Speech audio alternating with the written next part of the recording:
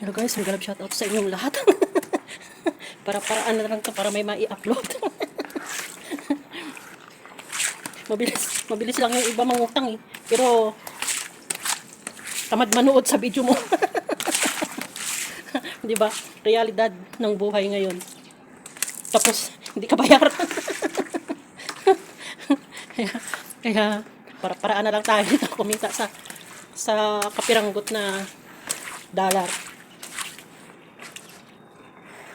Buhay nga naman. Hindi ba? Itong ibon na to, na-high blood ako araw-araw.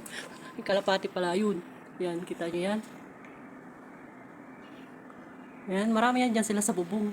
Mamaya yan, magkalat na naman yan dito sa kapitbahay. Kalapati na kapitbahay. Mamaya magkalat na naman yan dito ng dumi nila. Dito kasi yan sila nag-i-stay, oh. Yan, dyan. Puros. Yan. Diyan yan sila mamaya. Kaya pagtapos ko nito maghugas. Nandiyan na naman yan sila. Wala pa to isang oras. May mga dumi na ng kalapati. Para-paraan ako. Para may pang-upload. Di atay. Ganyan yung iba. Magaling lang yan mag-message, mangutang. Tapos hindi bayaran. Yan, umuhugot na naman ako. Epekto ng hindi pa dumadating ng mga tao dito. Ganyan lang ako maghugas. Ayan, dumi ng mga kalapati lang naman ito. Kalapati ng kapitbahay. Buti na lang ngayon walang sandstorm. Parang magtatatlong taon nang walang sandstorm na malakas. Buti naman. Tapos konting ulan-ulan lang. Yun. Hirap din ng walang ginagawa. Parang nakakasakit din ang katawan, walang ginagawa. Kaya ayan, hanap-hanap ng gagawin. Malinis pa naman siya, kaya lang ito yung dumi ng kalapati. Wait lang. Dumi ng kalapati.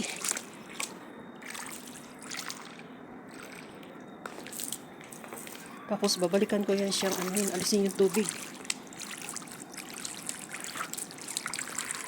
Yata, nag-aksaya lang ako ng tubig. Mahal pa naman yung tubig dito. Ginto yung tubig dito guys. Kala nyo lang. Mas mahal pa sa gold. Yan ang gusto nila, malinis, diba? So, walang tipid-tipid. O, diba? Babalikan ko yan. Alisin ko yung tubig. Pero natapos ko na yun.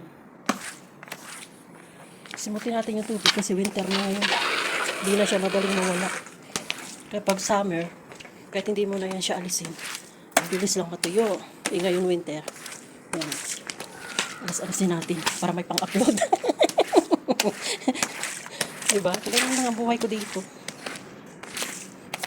Tinalang umalis na yung amo ko. Bago ako naghugas para may pang-upload, may pang-premiere. Yung likod ko. Yung pa rin naghuhugas, nagtatrabaho. O, double purpose yan. Trabaho ka na, may pang-premiere ka pa. Sabay daldal. Wala nang edit-edit to. Bahala kayo dyan. Buhay abroad. Abroad pa more. Tapos ipapautang mo. Papangakuan kang babayaran ng katapusan. Kinsinas. Aba, yung ibang nga, dekada na. Yung kinsinas magiging dekada. Yung iba na, wala na. Nasulat na sa tubig. Naglaho na. Nagbayad ba? Marami nga nag-utang sa akin ng pandemic. Ang dami nang utang sa akin kasi pandemic, hindi makatrabaho. Yung awa ng Diyos. Wala namang nagbayad. Bahala na si Lord sa inyo, uy. Pinaghirapan ko yan dito. Pinautang ko sa inyo. Tapos papangako kayong katapusan magbayad. Aba, kailan pa natapos yung pandemic? Kung tamaan kayo, bahala kayo sa buhay nyo. Tamaan kayo ng kidlat. Kasi yung iba yung utang ba sa bigay, di ba? Utang is utang, bigay is bigay. Ganun ako eh. Kapag binigyan kita, okay lang yun.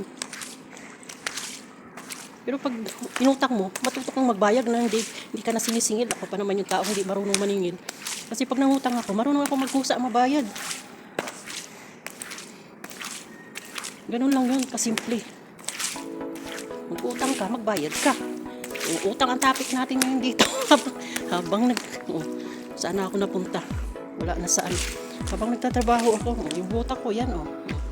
From Philippines pa yan, masikip na sa akin, lumaki pala yung paa ko. Baliktad ko na ito pagbalik ko. May butas na rin siya kasi matagal na ito, ilang taon na rin ito. 10 taon na rin ata. Malaki rin pala yung paa, no? Pinagtatsagaan ko na lang kasi nga, wala akong pag-winter yan.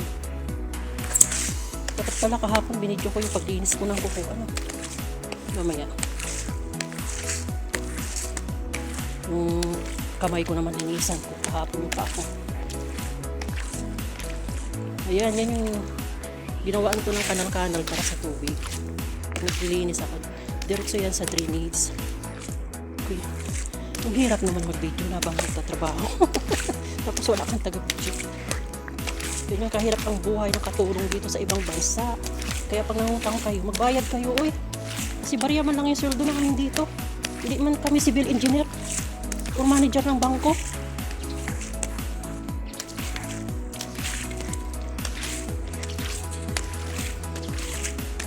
Yan, kahit malamig, trabaho. Parang nagugutom na ako. Pero yung tiyan ko busog. Pakiramdam ko lang yung gutom ako. Pansit ako kahapon. Kagabi pala, bigla ko naisipang magluto ng pansit. Instant. Oh, ang dami kong niluto na ubos ko. Kaya ngayon, nabusog pa ako. Mamaya na ako magkain tanghali. Uy, rabuyag. Nagtaas yung timbang ko ng 1 kilo. Nagtaas yung timbang ko ng 1 kilo. Alam niyo yung kung anong ginagawa ko sa host? Ayan yung pa ako. Tapos, ginaganyan ko yan. Diba? Pati paa nagtatrabaho yan. Habang yung isang kamay nakabidyo, yung isang kamay nakahawak sa ano. Ganyan ako magtrabaho. Double purpose. Pinagpawisan ata ako. Uy. Minsan naguhugas ako dito, tinataihan ako ng ano, sa ulo. Tinataihan ako ng kalapati sa ulo. May mga kalapati na yan sa taas. Nakikinig lang yan dyan sa akin. Tapos mamaya, dudumihan na nila itong aking hinugasan. Ipakita ko sa inyo mamaya. Tapos kung binabantayan lang nila ako. Tapos kung maglinis bago sila sige, tae dyan sa hinugasan. Tapos sila bigyan ng inumin nila yan. Diyan, naliligo yan sila dyan sa ano. Yan. Yan. Mamaya pag alis ko dito, nandiyan na yan sila nakaumpok. Yan yung tayong balahibo. Diyan na yan sila nakaumpok. Naliligo yan sila dyan sa nilagay kong planggana na yan. Kaya sabi ng amo ko, lagyan ko rin ng planggana para inuman ng kalapati. Eh, hindi ko naman yung obligasyon dahil kalapati yan ng kapitbahay. Dagdag dumi. Kaya nasasana yan sila dyan. Tingnan nyo mamaya. Videohan ko yan. Ibugtong ko dito sa video ko. Ilang minuto na ba ako? Uy, naka 31. Ay, 10 minutes pa na pala ako. Kasi isang oras ako maghugas dito eh, kaya gawin ko lang siya.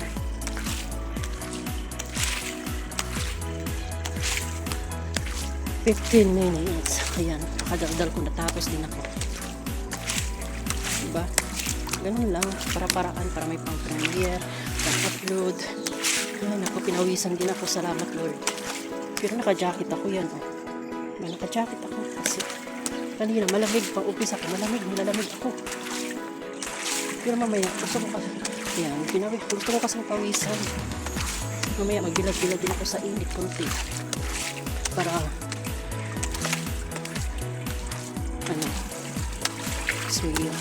matanggal yung 1 kilo na nadagdag kagabi sa paglamon ko ng pansit di atay eh. Kasi ilang araw na akong hindi ko makain ng kanin. 3 araw na. Puro lang ako kape. Bakit ako bumibigat pa? Kawawa naman yung aking halaman. Lagyan natin ng tubig. Ito! Hirap na ito eh. Linisan ko muna. Maya yan, dumihan din nila yan. Kaya paliguan nila yan.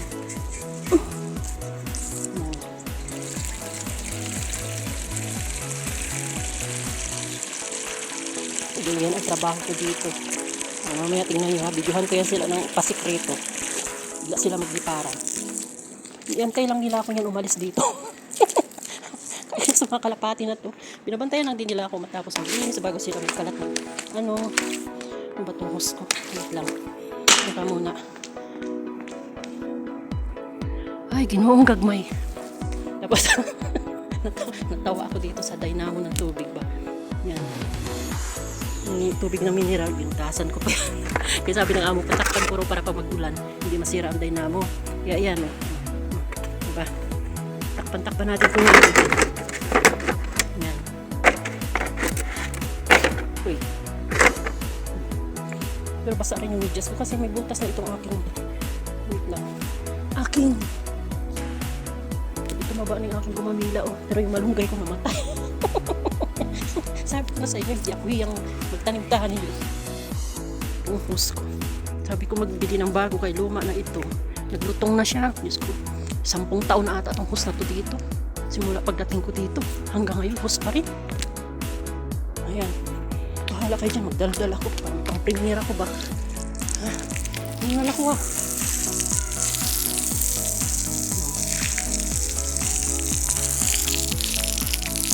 Kasi talaga itong mga ingay ng mga estudyante. Talaro yan ng bola. Diba? Kaya ganyan sila. Kasi yung harap namin ng bahay namin guys, eskwelahan. Diyan sa kabilang kanto. Kunti lang naman mga estudyante dyan. Estudyante ng mga lalaki ba? Kaya separate na ng eskwelahan ng lalaki sa mga babae. So sa international school, doon, mix sila lalaki at babae. Pero hindi pa rin. Separate pa rin yung mga ano. Ayan guys, natapos na nga ako bukas dito sa labas. Ayun yung kalapati. Ayun na sa akin. Lumayas ka na dyan at maliligo na kami. At kami magdudumi na sa iyong. Ayan ang ay nakaantay na.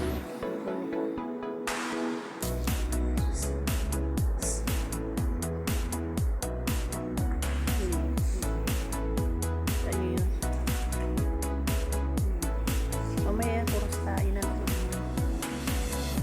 naman nila itong dito sa labas